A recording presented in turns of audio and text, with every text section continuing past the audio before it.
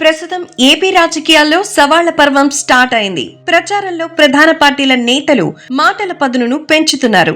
రాజకీయ సవాళ్లు, ప్రతి సవాళ్లతో నేతలు ఓటర్స్ ని వినోదాన్ని పంచుతున్నారు. #బ్యాండెయిడ్ ఛాలెంజ్ పేరుతో ట్విట్టర్ లో ఛాలెంజ్ విసురుతున్నారు. టీడీపీ నెటిజన్లు జగన్ బ్యాండేజ్ సైజ్ పెరిగిందంటూ పోస్టులు పెడుతున్నారు. జగన్ ఇకపై ఆ బ్యాండేజ్ తీసేస్తేనే బెటర్, లేకపోతే సెప్టిక్ అయ్యే ప్రమాదం ఉందని వైఎస్ వివేక కుమార్తె సునీత ట్వీట్ చేశారు. ఇదే విషయం టీడీపీ అధినేత చంద్రబాబు సైతం ట్విట్టర్ లో స్పందించారు. 2014-2019 ఎన్నికల్లో శవ రాజకీయాలతో నెట్టుకొచ్చిన జగన్ ఈసారి ఒక డ్రామాతో వచ్చారు. కనపడని ఒక గులకరాయి తగిలిందట, బ్యాండేడ్ వేశాడు. రోజు రోజుకి ఆ బ్యాండేడ్ పెద్దదవుతోంది. మే 13 ఎన్నికల రోజు వరకు డ్రామా ఆడిస్తూనే ఉంటాడు ఈ నాటకాల రాయుడని ట్విట్టర్ లో పోస్ట్ చేశారు. మరోపక్క టీడీపీ శ్రేణులు పోస్టులు పెడుతూ ఉన్నారు. ఈ నెల 13న బ్యాండేజ్ సైజు చిన్నదిగా ఉంది, ప్రస్తుతం అది పెద్దదిగా అయిందంటూ #బ్యాండెయిడ్ ఛాలెంజ్ పేరుతో ట్విట్టర్ లో ఛాలెంజ్ విసురుతున్నారు.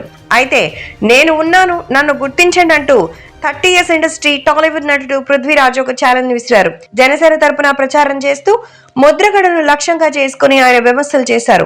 ముద్రగడ కాపు ఉద్యమ నాయకుడిగా ప్రస్థానం ప్రారంభించి ఇప్పుడు రెడ్డి ఉద్యమ నాయకుడిగా, రెడ్డి సేవకుడిగా మారారని ఆరోపించారు. కిర్లంపూడిలో కూర్చుని కబుర్లు చెప్తున్న ముద్రగడ తన పరిశ్రమలకు, రైస్ మిల్లులకు ఉన్న విద్యుత్ బకాయిలు ఎంతో చెప్పాలని ఆయన డిమాండ్ చేశారు. ఉత్తరాంధ్రలోని శ్రీకాకుళం, విజయనగరం, విశాఖపట్నం జిల్లాలతో పాటు ఉభయ గోదావరి జిల్లాల్లో వైసీపీ కనీసం 3 సీట్లు కూడా గెలిచే పరిస్థితి లేదన్నారు. ఒకవేళ 3 సీట్ల వైసీపీ గెలిస్తే మాత్రం నేను ఆయన ఇంట్లో అంట్లు తోపుతానని అన్నారు. ప్రస్తుతం ముద్రగడను పట్టించుకునేవారు గాని, నమ్మేవారు గాని ఎవరు లేరని పృథ్వీ గట్టిగా చెప్తున్నారు. మెగా కుటుంబంలో చిరంజీవి, రామ్ చరణ్ సహా పలువురు కూటమికి మద్దతుగా ప్రచారం చేసేందుకు త్వరలోనే రాబోతున్నారట. అలాగే సీఎం జగన్ పై కూడా పృథ్వీ విమర్శలు చేశారు. అయితే దీనిని వైసీపీ నాయకులు స్పందించారు. ఉత్తరాంధ్రలో వైసీపీ గెలవడం పక్కా అని, తాను చెప్పినట్టు అంట్లు తోమడానికి, గిన్నెలు కడగడానికి రెడీగా ఉండారా అంటూ వైసీపీ నాయకులు అంటూ ఉన్నారు.